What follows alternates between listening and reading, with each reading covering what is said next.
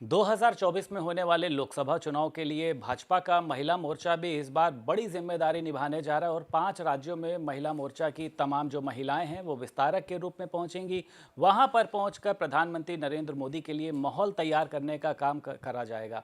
हमारे साथ बात करने के लिए मौजूद हैं भाजपा महिला मोर्चा की प्रदेश अध्यक्ष हैं गीता शाक्य जी। गीता जी, स्वागत है आपका भारत समाचार में। बहुत बहुत धन्यवाद आपका। अच्छा, किस तरीके से आप लोगों का ये पूरा कार्यक्रम रहेगा? विस्तारक जिस तरीके से आपने जानकारी दी वहाँ भेजा जाएगा, किन योजनाओं को लेकर आप वहाँ पर पहुँचेंगे लोगों के बीच में? देखिए, सबसे पहले तो उत्तर प्रदेश देश में सबसे बड़ा प्रदेश है और बड़े प्रदेश के नाते हमारी महिला मोर्चा भी बहुत सक्रिय काम कर रही है। सभी बहनें प्रदेश की बहुत सक्रियता से, ऊर्जा से, लगन से काम कर रही हैं। इसी को देखते हुए केंद्र के तरफ से उत्तर प्रदेश में ये अपेक्षा की गई कि उत्तर प्रदेश की बहनें जो आने वाले 5 राज्यों में चुनाव है वहाँ विस्तारक के रूप में तो उत्तर प्रदेश की बहनें 5 राज्यों में जा रही हैं। और निश्चित तौर से कहना क्या कि मेरी सरकार ने, देश के प्रधानमंत्री जी ने जब से कुर्सी पर बैठे हैं 2014 से, तब से उन्होंने देखा कि हमारे देश में महिलाओं को जो हक मिलना चाहिए था वो नहीं मिला, तो उन्होंने अनेक योजनाओं के माध्यम से लाभ दिया। उन तक पहुंचाने का हम भारतीय जनता पार्टी के सभी कार्यकर्ताओं के माध्यम से, अधिकारियों के माध्यम से नीचे तक पहुंचा है। इसी को देखते हुए जब हम लोग 2024 के चुनाव में जाएंगे और कर ही रहे हैं, तो इसमें निश्चित तौर से मानिए कि हमारे पास इतनी योजना है, हमें तो बताने की आवश्यकता ही नहीं। हमें तो केवल उनके बीच जाना है, याद दिलाना है कि देखिए प्रधानमंत्री जी ने आपको ये दिया है। आप वर्षों से, मुझे लगता कि देश आज़ाद के बाद देश में हमारी बहनों को, महिलाओं को इतने लंबे समय तक इंतज़ार करना पड़ा कि जितनी जल्दी हो जाए, उन्होंने आवास के रूप में, आपने देखा कि पिछले समय हम लोगों ने लखपत दीदियों को बड़ा सम्मान किया है। यानी वो बहनें, वो महिलाएं जो देश में रहने वाली, उनको एक सपना था कि हम भी पक्के मकान में रहें, पर आर्थिक स्थिति कमज़ोर होने के कारण वो अपना घर नहीं बना सकती थी।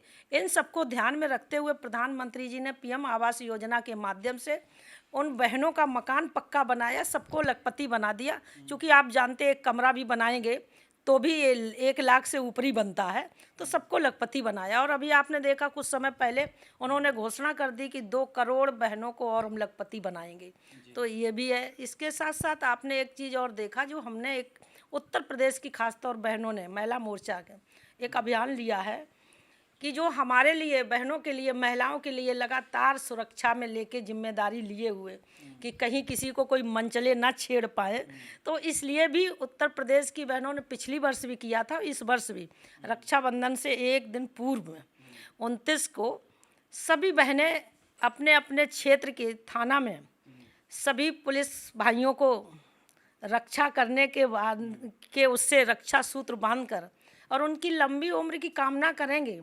और कामना के साथ साथ और उन्हें यही प्रोत्साहन, जिस तरीके से उत्तर प्रदेश में योगी जी की सरकार आने के बाद प्रदेश में जिस तरीके से बेटियां सुरक्षित हैं, महिलाएं सुरक्षित हैं, इसी तरीके से और हमारी जिम्मेदारी लेके सुरक्षा की दृष्टि से हमारे साथ खड़े रहिए।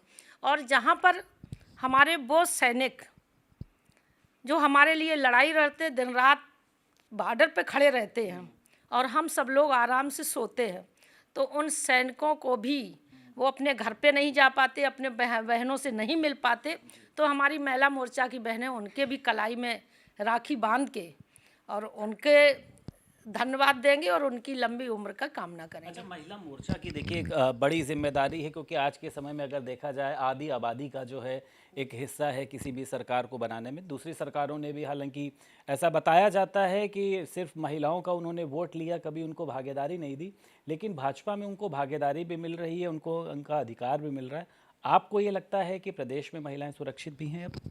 आपको खुद लग रहा होगा, आप पत्रकार हैं, हमसे ज़्यादा आपको पता, ये सच बात है। मैं जिस क्षेत्र से आती हूँ, इटावा औरैया से, मैंने तो अपने आँखों से वहाँ समाजवादी पार्टी की सरकार में नज़ारा देखा है, तो कई बार देखा है। और उत्तर प्रदेश में 2017 से माननीय योगी आदित्यनाथ जी की सरकार आने के बाद उन्होंने सबसे पहले कोई योजना बनाई थी, तो उन्होंने प्रदेश की बेटियों को, बहनों को सुरक्षित रहने के लिए एंटी रोमियो स्क्वाड बना के साबित कर दिया कि वो केवल मुख्यमंत्री नहीं, एक बड़े भाई के रूप में, एक पिता के रूप में, अभिभावक के रूप में जिस तरीके से उन्होंने उत्तर प्रदेश की बेटियों के लिए सुरक्षा के तौर पर काम करा, और यही नहीं कि केवल उनके एंटी स्क्वाड बना के, अगर जो किसी तरीके से किसी महिला के साथ उत्पीड़न भी हो जाता है तो वो महिला जब थाने जाती थी पहले तो अपनी बात नहीं बता पाती थी कि पुरुष थे, होते थे सिपाही कर्मी, तो इस तरीके से क्वेश्चन करते थे तो बेचारी वो नहीं बता पाती।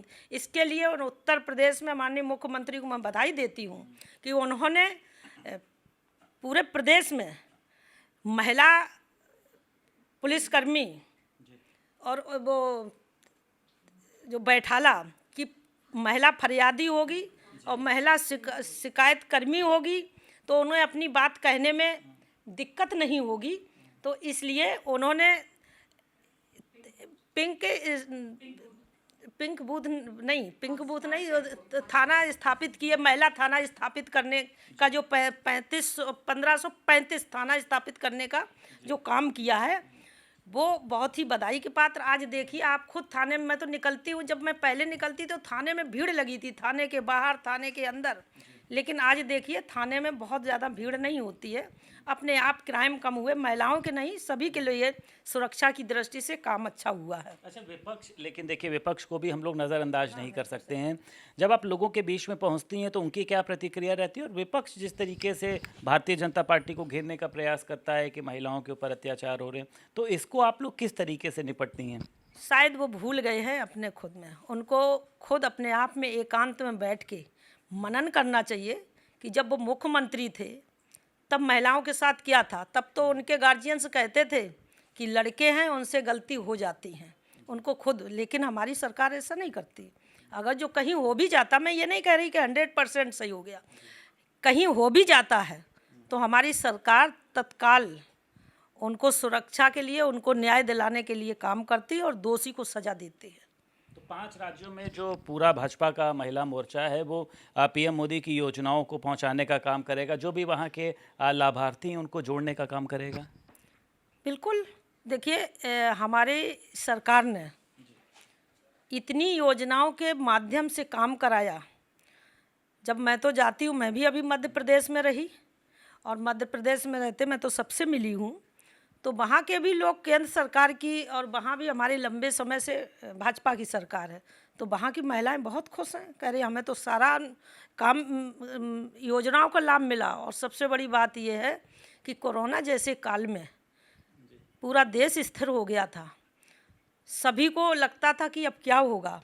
ऐसी स्थिति में हमारे देश के प्रधानमंत्री और उत्तर प्रदेश के मुख्यमंत्री ने फ्री अनाज देकर, और अनाज ही नहीं, उस समय तो खाना बनवाकर भी भारतीय जनता पार्टी के पदाधिकारी, नेता सभी खाना बनाकर उनको देने जाते थे, किसी व्यक्ति को भूखे पेट सोने नहीं दिया। तो ये भारतीय जनता पार्टी काम करती। विपक्ष तो कहता रहता है, विपक्ष का काम तो यही है। अभी आपने एक और सुना होगा कि अब यूपीए से इंडिया नाम रखा गया, तो मैं उनसे पूछ रही हूँ, तो हाँ, उनसे मैं पूछ रही हूँ कि नाम रखने से कुछ होता है? उनकी कार्यशैली, उनकी विचारधारा, उनके काम करने का ढंग तो वही है, सोच नहीं बदल जाएगी। जिस तरीके से वो काम करते तो वही काम करते। आपने देखा कि सदन में किस तरीके से ये दिखाया गया है, तो सोच नहीं बदल सकती। भाजपा भाजपा रहेगी और भाजपा के, और कांग्रेस रहेगी, या सपा, यहाँ उत्तर प्रदेश में सपा रहेगी। भाजपा को कोई टक्कर नहीं ले सकता, ये सच बता रहे।